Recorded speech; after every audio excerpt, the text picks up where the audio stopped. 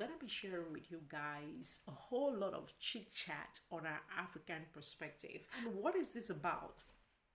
A whole lot of you who are not Africans have no idea about the pressure that comes with being an African woman. So, in today's video, I'm gonna be sharing the insecurities portrayed by the African culture. Peter Pan, that's what they call me. Promise that you never be lonely. Hi guys, hello friends, it's your queen, it's your lady, it's your girl Lavi at Belvy Creations, the Beautiful Life channel. So on this video, I'm gonna be sharing with you guys a whole lot of chit chat on our African perspective. As you all know, on this channel, we share a whole lot about facial routine, face masks, smoothies, and the things you can find in your kitchen that you can actually use to produce your very own hair and body care products so that you can actually look beautiful naturally. And above all, we also share chit chats about African perspectives. So in today's video, I'm gonna be sharing a chit chat on our African perspectives. And what is this about? First of all, I would like to thank you, my returning subscribers, and to you who always comes back leaving me a thumbs up. Thank you. And if you are just stumbling by my video today, please do not forget to give me a subscription and leave me a thumbs up. Thank you, and I love you. So guys, on today's video, I'm gonna be sharing this chit chat on African perspectives. And what is this about? A whole lot of you who are not Africans have no idea about the pressure that comes with being an African woman. So in today's video, I'm gonna be sharing the insecurities portrayed by the African culture, laws, customs, and traditions on the African woman. First of all, being born as an African woman, there are a whole lot of responsibilities that you have to carry on. If you are the first daughter, even if you're the middle daughter or the last daughter, the responsibilities you have surpass the responsibilities your siblings that are male have. Being born as an African child, the first thing is that right where your parents are, they start telling you to look after your siblings. Like you have to play the nanny to your siblings. And playing the nanny to your siblings prepares you for motherhood when you actually grow up, and get married and have your own home. Secondly, once you are an African girl, the second thing you have to do is to learn how to cook. So much so that if you cannot cook like very basic meals, you have your siblings and even your moms and your mom and even your family telling you, oh, we are trying to train you to be a good housewife. If tomorrow you get married and you're not able to cook, they will say that we did not train you well. This is very typical of African families, and this is one of the second type of insecurity portrayed on African women by the African society. Now, once you learn how to cook enough, to wash enough, to clean enough, to take care of the household enough in order to be wife material enough, you go to school, and then you finally become a doctor, a lawyer, because every African parent wants their child to go to the best schools. They want the best outcome for their child. They want the best doctors, the best lawyers, the best pharmacists, and every white collar job that is in the globe, that is an African parent's focus. And when you're one of those, they feel happy. But once you become that, the third insecurity is portrayed towards you. And this is, when are you getting married?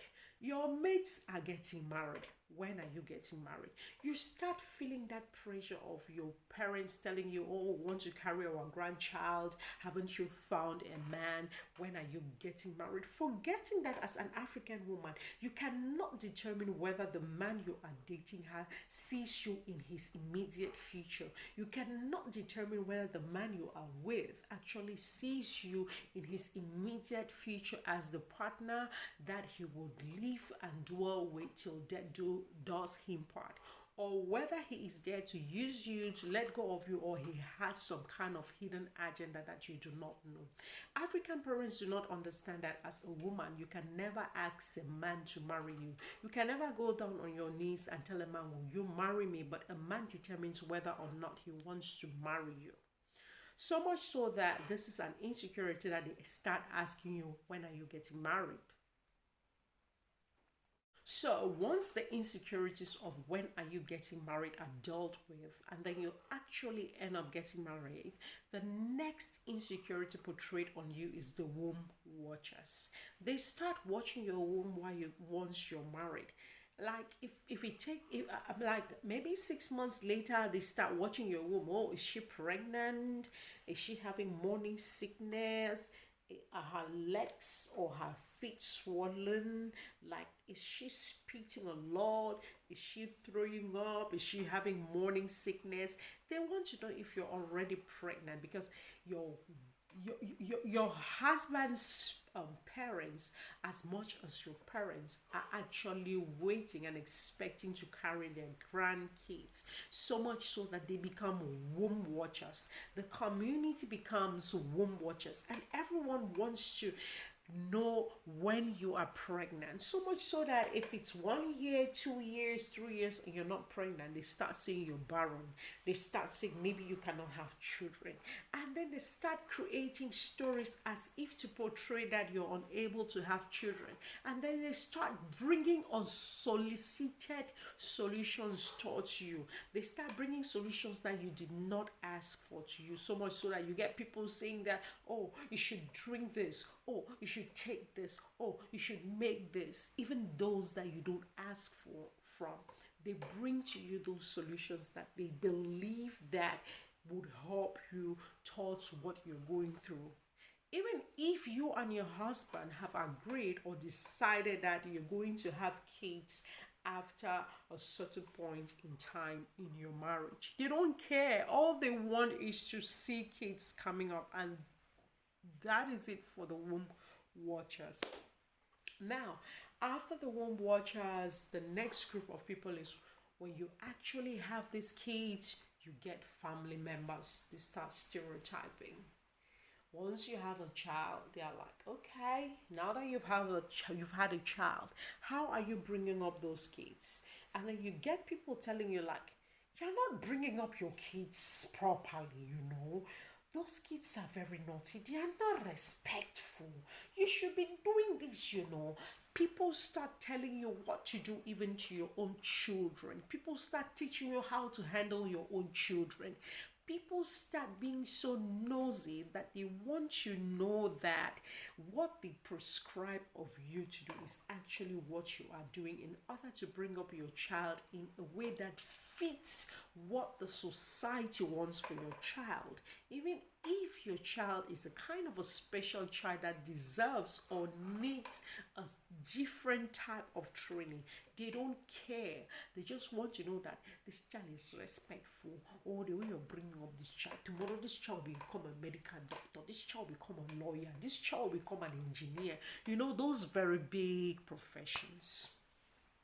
So at the end of the day, there are so many insecurities that the African culture, the African society, the African tradition portrays on African women. And being an African woman is not a day's job. If you actually come to terms with all of the insecurities around you and you find yourself and own yourself, then you are an MVP kind of an African woman. On this day, the only thing I can say is, if you are an African woman who have trampled through the odds and you're doing great and bringing positive impact into the African society, then all I can say is kudos to you. Hello friends, so we've come to the end of this video. I would like to know the kind of insecurities that are around your society when it comes to your kind of African women. Wherever you are in Africa, what are the kind of insecurities portrayed on widows? I know there are insecurities in the African society that are particular to widows but are not particular to widowers. What kind of insecurities and stereotypes exist around the women around your area in Africa or around the world? Let's comment down below and do a follow up and know how we can relate as women, and just hug each other and say we are women in this world and we can do it and we're better and we're great. So it's a goodbye from me to you guys. So have a Belvy. Bye bye.